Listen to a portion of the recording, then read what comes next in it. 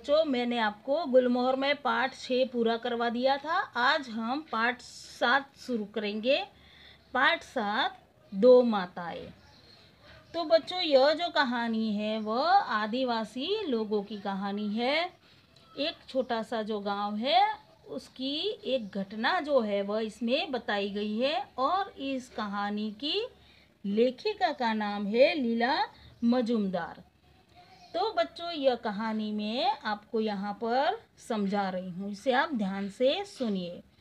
मनुष्य और जीव जगत का नाता अटूट है, दोनों एक दूसरे के पूरक है। फिर माँ तो माँ ही है, बच्चा चाहे मानव का हो चाहे पशु का, उसके प्रति माँ का अगाध प्रेम होता है। किसी विद्वान ने कहा है कि माता कुमाता नहीं हो सकती, पुत्र भले कुपुत्र हो जाए। तो बच्चों, यह जो कहानी है उसमें मनुष्य और जीव जगत का जो नाता है, रिश्ता है, उसके बारे में बताया गया है कि मनुष्य और पशु, उन दोनों का जो रिश्ता होता है वह अटूट होता है। दोनों ही एक दूसरे के पूरक होते हैं, यानी कि एक दूसरे के बगैर किसी को नहीं चलता है। और इसमें माँ का कितना महत्व है वह बताया गया है कि माँ तो माँ ही है, चाहे फिर वो बच्चा मानव का हो चाहे पशु का, लेकिन उसकी माँ को अगाध प्रेम होता है अपने बच्चों से, चाहे वह पशु हो या चाहे मानव हो। हर एक माँ को अपने बच्चे के प्रति प्यार होता है, बच्चा चाहे कैसा भी हो। पुत्र अगर कुपुत्र भी हो जाए, अगर बुरा भी हो, तो भी माता कुमाता कभी नहीं हो सकती है। उनके दिल में हमेशा अपने बच्चों के लिए प्यार रहता ही है। तो बच्चों, इस कहानी में पशु के बीच और मनुष्य के बीच में जो एक अटूट नाता है उसके बारे में बताया गया है। यह आदिवासी की एक कहानी है जो मैं अभी आपको यहाँ समझा रही हूँ।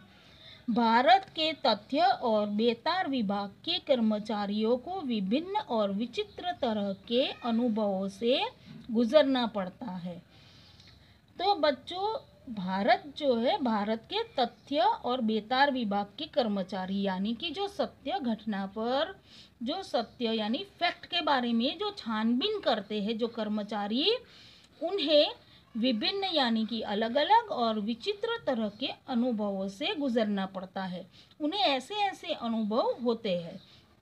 वे लोग भारत के वन्य प्राणियों तथा आदिवासी लोगों की जिंदगी के बारे में नई नई खोज खबर जुटाते फिरते हैं। और यह जो कर्मचारी है, जो फैक्ट बात होती है, जो सत्य बात होती है, उसकी छानबीन करते हैं। वे वन्य प्राणियों यानी कि वन के जो प्राणी होते हैं उनकी तथा आदिवासी लोगों की जिंदगी के बारे में वे खोज खबर ढूंढते फिरते हैं। यह कथा भी उसी तरह की एक घटना पर आधारित है और यह जो कथा है इसमें जो बताई गई है वह भी उसी के ऊपर आधारित है। असम के एक अनजान क्षेत्र में पहाड़ की तलहटी में आदिवासियों का एक छोटा सा गांव है। तो बच्चों, असम जो है, वहाँ असम की एक अनजान क्षेत्र में पहाड़ी की जो तलहटी है, तलहटी का अर्थ मतलब होता है वैली, यानी कि पहाड़ के नीचे की जो भूमि होती है उसे कहते हैं तलहटी। उस तलहटी में आदिवासियों का एक छोटा सा गांव है। गांव का नाम है हतिया। गांव में शीत ऋतु की विदाई पर एक उत्सव मनाया जाता है और यह जो आदिवासी का गांव है, उस गांव में शीत ऋतु की जब विदाई होती है तब एक उत्सव मनाया जाता है, यानी कि एक त्योहार जैसे मनाया जाता है। यह विचित्र उत्सव है उनका, बिल्कुल अलग प्रकार का। और उनका यह जो उत्सव है वह बिल्कुल ही विचित्र है, बिल्कुल अलग सा है। पहाड़ के नीचे रंगीन किस्म के पत्थर से बनी एक खाई है। उसी खाई के निकट लकड़ी का एक सुंदर मंदिर है। मंदिर में कोई मूर्ति नहीं है, बल्कि दीवार और छतों पर खुदाई करके बनी छोटी छोटी मूर्तियाँ उपस्थित है। तो बच्चों, यह जो गांव है वह गांव पहाड़ की तलहटी में आया हुआ है। उस गांव का नाम हतिया गांव है और शीत ऋतु की विदाई पर वे लोग एक उत्सव मनाते हैं और यह जो उत्सव है वह बिल्कुल ही अलग प्रकार का है। और वे लोग पहाड़ के नीचे रंगीन पत्थर से बनी एक जो खाई है, उस खाई के निकट यानी कि उसके पास में एक लकड़ी का बना हुआ सुंदर मंदिर है। तो बच्चों, आपको तो पता है कि मंदिर में वैसे तो देवी देवताओं की मूर्तियाँ होती है, लेकिन यहाँ पर ऐसा नहीं है। मंदिर में कोई मूर्ति नहीं है, बल्कि दीवार और छतों पर खुदाई करके छोटी छोटी मूर्तियाँ बनाई गई है। पूजा जैसी कोई बात नहीं, बल्कि कतारों में माताएं, लड़कियाँ, लड़के, बूढ़े सभी दूध से भरे घड़े, डलियों में फल, केले के गुच्छे, मिट्टी की कुपियों में मधु ले लेकर हाजिर हो रहे थे। तो बच्चों, वैसे तो आपको इतना पता होगा कि मंदिर में लोग पूजा के लिए जाते हैं, लेकिन यहाँ पर ऐसी पूजा जैसी कोई भी बात नहीं थी। पर वहाँ पर कतारों में यानी कि लाइन में माताएं, लड़कियाँ, लड़के, बूढ़े सभी लोग वहाँ पर कुछ न कुछ चीज़ें लेकर आते हैं, जैसे कि दूध से भरे घड़े, डलियों में फल, केले के गुच्छे, मिट्टी की कुपियों में मधु। यह सारी चीज़ें वह लेकर के वहाँ पर हाजिर होते हैं। बाद में घंटे की ध्वनि पर गाते बजाते उस सारी सामग्री को घने जंगल में रख दिया गया। लौटकर लोग गाने बजाने, नृत्य आदि में मस्त हो गए। फिर उन्होंने क्या किया कि वे जो सारी चीज़ें वे लेकर आए थे वह सभी सामग्री यानी सारी चीज़ें उन्होंने एक घने जंगल में रख दिया और लौटकर वे सारे लोग गाने बजाने और नृत्य यानी कि डांस करने में मस्त हो गए। तथ्य विभाग के कर्मचारियों को बहुत दुख है कि इतनी अच्छी सामग्री को जंगल में फेंक दिया गया। खुद न खाए तो न खाए, पर बाहर के लोग भी तो है। तो बच्चों, यह जो सारी चीजें थी वह यह जो सारे खोजबीन करते जो कर्मचारी थे वह यह सारा देख रहे थे। तो उन्होंने यह देखा तो उन्हें बहुत ही दुख हुआ कि इतनी अच्छी सामग्री उन्होंने जंगल में क्यों फेंक दी। न खुद खाया और न दूसरों के लिए भी सोचा। तथ्य विभाग के कर्मचारियों की बातचीत सुनकर एक आदिवासी लड़के ने चिढ़कर कहा, छी छी, ऐसी बात करना भी पाप है।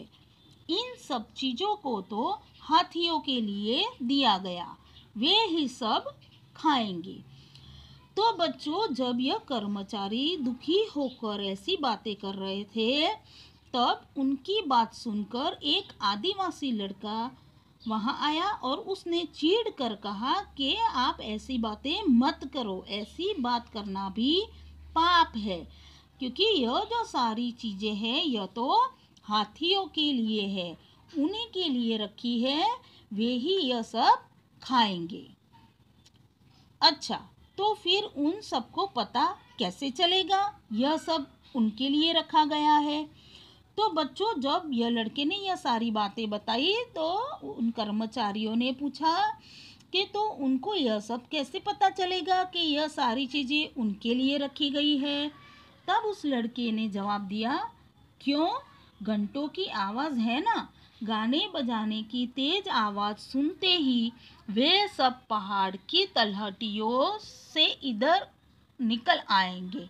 वे सब बड़े होशियार होते हैं इन सब मामलों में।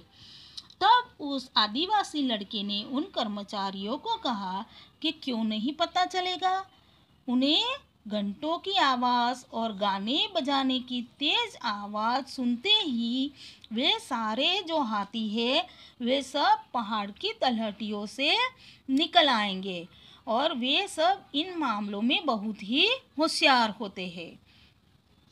लेकिन इतने सारे पशु हैं, फिर हाथी ही क्यों?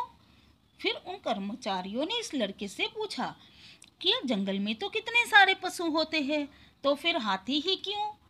इसके जवाब में गांव के बड़े बूढ़े ने एक किस्सा कह सुनाया जो इस प्रकार है। तो बच्चों, जब कर्मचारियों ने उस लड़के से कहा कि जब इतने सारे पशु हैं तो फिर हाथी ही क्यों, तो उनके इस प्रश्न पर उस गांव के एक बूढ़े बुजुर्ग जो थे वह आगे आए और उन्होंने एक किस्सा सुनाया जो इस प्रकार है, जो मैं अभी आपको बता रही हूँ। इसके जवाब में गांव के बड़े बूढ़े ने एक किस्सा कह सुनाया जो इस प्रकार है।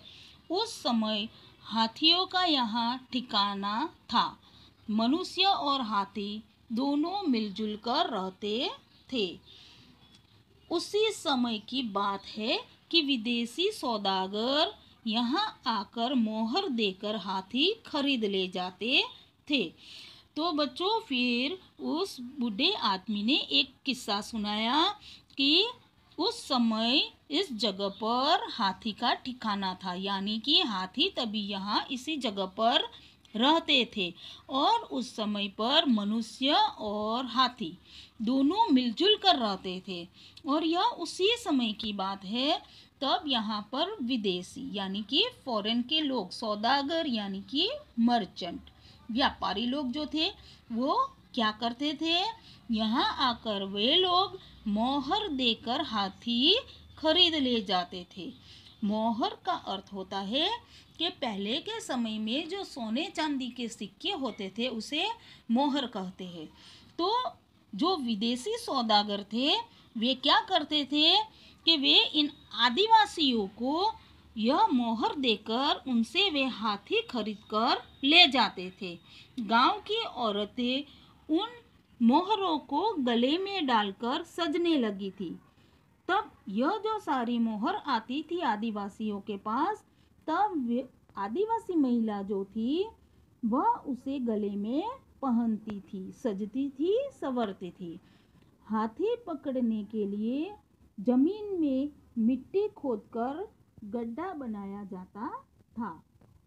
तो बच्चों, वे हाथियों को विदेशी सौदागरों को बेचते थे, बदले में उन्हें मोहर मिलती थी। तो वो आदिवासी लोग जो थे वो पहले तो हाथी को पकड़ते थे। हाथी को पकड़ने के लिए वे क्या करते थे कि जमीन में खुदाई करते थे, उसे खोदकर एक गड्ढा बनाया जाता था और उसे घास फूस से ढक दिया जाता था। फिर उन गड्ढों को वे लोग ऊपर घास फूस डालकर उसे ढक देते थे ताकि वह गड्ढा दिखाई न दे। हाथियों को पता नहीं चलता था। उसके ऊपर चलते ही हाथी उस गड्ढे में जा गिरते थे।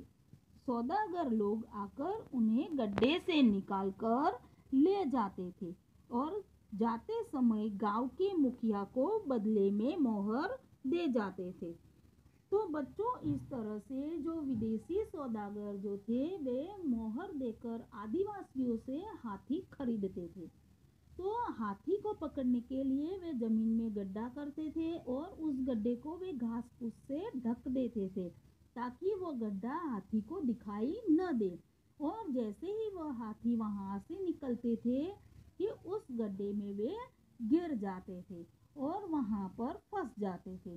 तब जो विदेशी जो सौदागर थे वो लोग आके उन हाथी को बाहर निकाल कर ले जाते थे और जो गांव के मुखिया थे उनको वे बदले में सोना चांदी का जो सिक्का होता है जिसे मोहर कहते थे, वह मोहर वह दे जाते थे।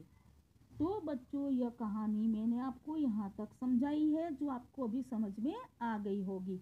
आगे की कहानी जो है मैं वह आपको दूसरे वीडियो में सुनाऊंगी। आज आपको इसके कठिन शब्द लिखने हैं और होमवर्क में आपको इसके शब्दार्थ लिखने हैं। धन्यवाद।